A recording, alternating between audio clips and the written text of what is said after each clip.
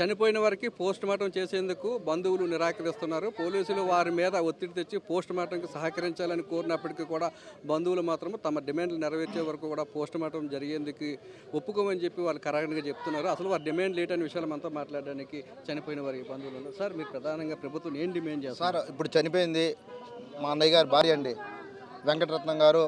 వాళ్ళ అక్కచెల్లి లక్ష్మి గారు, వాళ్ళ కూతురు, వాళ్ళ అల్లుడు చనిపోయారండి. దర్శనం కోసం రాత్రి కారులో వాళ్ళు వెళ్ళడం జరిగిందండి. 2:30 బయలుదేరారు, లైన్లోకి వెళ్ళారు. ఏదో పుణ్యం కోసం అని చెప్పి వెళ్ళారు.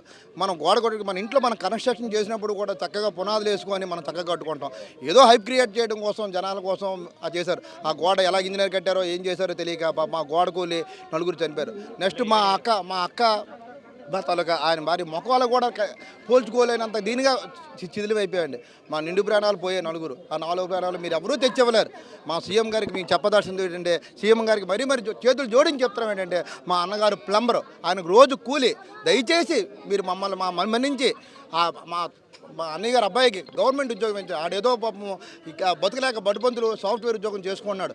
అందువల్ల మీరు మమ్మల్ని దయచేసి సీఎం గారు, మీరు ఏదో మామూలు ఉద్యోగాలు ఏదో ఎక్స్రేషియాలు మాకు పెట్టవద్దు. మా ఎక్స్రేషియా 5 లక్షలు 10 లక్షలు ఎవరు ఈ రోజులు పెద్దగా కాదు. వాడి గవర్నమెంట్ ఉద్యోగం తప్పనిసరిగా ఇచ్చినాకే మేము పోస్ట్ మార్టం ఒప్పుకుంటాం. అంతవరకు పోస్ట్ మార్టం చేయనము.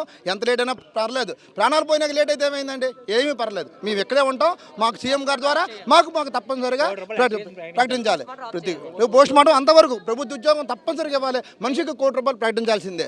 అప్పుడే మేము ఎక్కడి నుంచి పోస్ట్ మార్టం ఒప్పుకుంటాం. అక్కడి నుంచి ఎక్కడికి వెళ్తాం. ఎంత లేట్ అయినా ఇక్కడే ఉంటాం. సీఎం గారు వచ్చేవరకు ఇక్కడే ఉంటాం. సీఎం గారి దృష్టి తీసుకెళ్తాం. మీరు దయచేసి మీ యొక్క చేతులు ఎత్తిన మీరు చాలా మంచివారు. మేము అందరం టీడీపీ వాళ్ళమే. దయచేసి మా అన్నగారి కుటుంబానికి మీరు చేయూతనిస్తారని కోరుతున్నాం. ఆయన ప్లంబరు కూలి, రోజు కూలి చేసుకుని ఆయన. మీరు ఆలోచించండి సీఎం గారు. ఏదో తాత్కాలిక ఉద్యోగాలు ఈ ఉద్యోగాలు ఇస్తే మాకు వద్దు. మాకు ఆ ఉద్యోగాలు మాకు వద్దు. ఆ ఎస్గ్రేషియాలు మాకు వద్దు. మాకు గవర్నమెంట్ ఉద్యోగం ఇచ్చినాకే మేము ఇక్కడి నుంచి వెళ్ళడానికి సిద్ధంగా ఉన్నాం.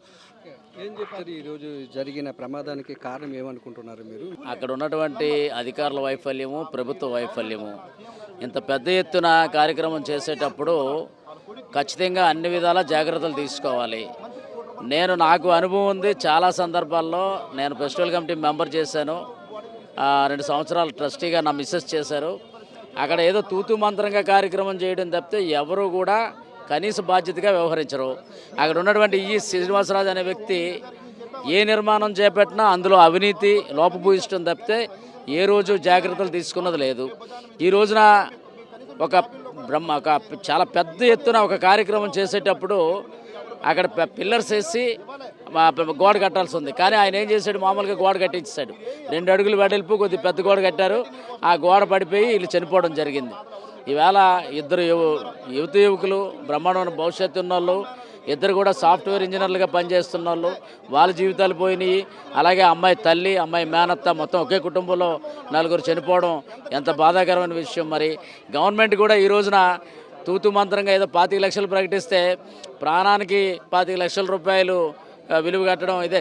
ఒకసారి ₹1,00,00,000 ఎల్జీ ఫార్మర్స్ విషయంలో ₹1,00,00,000 ఇస్తే ఆ ₹1,00,00,000 తక్కువ అని చెప్పిన పెద్ద మనుషులు ఇవాళ ప్రభుత్వంలో ఉన్నారు.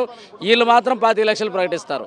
అలాగే అక్కడ ఏదో అవుట్సోర్సింగ్ ఉద్యోగం అట, సింహాచలంలో కానీ మరో చాటు కానీ అవుట్సోర్సింగ్ ఉద్యోగం ఇస్తే ఎలాగుంటుందో, ఆ ఉద్యోగానికి ఏం జీతం వస్తుందో మాకు బాగా తెలుసు. ఖచ్చితంగా ఈరోజు ఎవరైతే మృతులు ఉన్నారో వారి కుటుంబ సభ్యులకి గవర్నమెంట్ ఉద్యోగం ఇవ్వాలి, ₹1,00,00,000 పరిహారం ఇవ్వాలి. ప్రభుత్వం తన చిత్తశుద్ధిని నిరూపించుకోవాలి.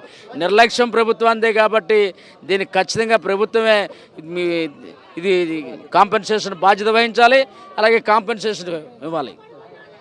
ఈ చనిపోయిన వారు ఎవరైతే ఉన్నారో ఒక్కొక్కరికి ₹1,00,00,000 పరిహారం ఇవ్వాలని, అలాగే ప్రభుత్వ ఉద్యోగం ఇవ్వాలని చెప్పి ఎవరైతే చనిపోయారో వారి బంధువులు డిమాండ్ చేస్తున్నారు. తమకు సింహాచలం కొండ మీద అవుట్సోర్సింగ్ ఉద్యోగం ఇచ్చినా తమకు అక్కర్లేదని, అలాగే 25 లక్షల పరిహారాన్ని కూడా తిరస్కరిస్తున్నామని, తాము ఏదైతే కోరుతున్నామో ₹1,00,00,000 పరిహారం, ప్రభుత్వ ఉద్యోగం ఇచ్చినట్లయితేనే పోస్ట్ మార్టానికి ఒప్పుకుంటామని, లేదంటే ఎట్టి పరిస్థితుల్లో పోస్ట్ మార్టం జరగడానికి వీలు లేదని చెప్పి బంధువులు చెప్తున్నారు.